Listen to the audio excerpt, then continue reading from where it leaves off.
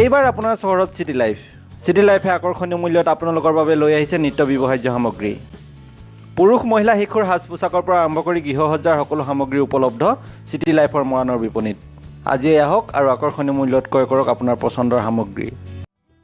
প্ৰথম পৰ্যায়ৰ পঞ্চায়ত নিৰ্বাচনলৈ মাজত মাত্ৰ 2টা দিন বাকী থকা অৱস্থাত মৰাণত ব্যাপক তৎপৰতা দেখিবলৈ পোৱা গৈছে বিভিন্ন ৰাজনৈতিক দলসমূহৰ মাজত।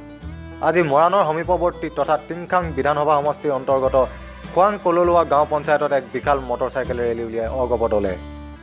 খোৱাং আঠাবাৰীৰ পৰা উলিওৱা এই ৰেলীত 5 শতাধিক দলীয় কৰ্মী সমৰ্থকে অংশগ্ৰহণ কৰে। অগপ দলৰ সমৰ্থনত বিভিন্ন শ্লোগানেৰে এই ৰেলী পৰিভ্ৰমণ কৰে পঞ্চায়তটোৰ অন্তৰ্গত বিভিন্ন গাঁও।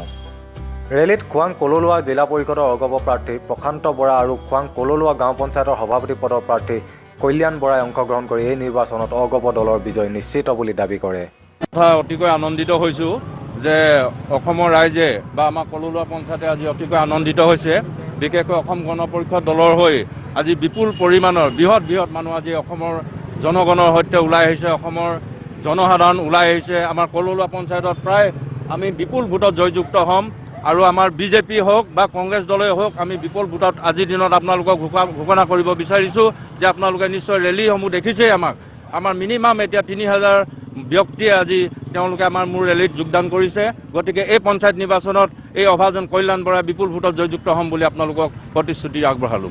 আমি এই নিৰ্বাচনত অসম গণ পৰিষদ দলৰ এইবাৰ সহযোগিতা, ৰাইজৰ যি সহযোগিতা আমি নিশ্চয় আজিৰ তাৰিখত আমি নিশ্চিত হ'ব পাৰিছোঁ যে অসম গণ পৰিষদ দলৰ যে খোৱাং কললোৱা গাঁও পঞ্চায়তৰ লগতে আমাৰ খোৱাং জিলা পৰিষদৰ আটাইকেইটা আমাৰ যি পঞ্চায়ত আছে এই পঞ্চায়তত বিজয় আজিৰ তাৰিখত আমি নিশ্চিত বুলি ঘোষণা কৰিব পৰা অৱস্থাত আছে।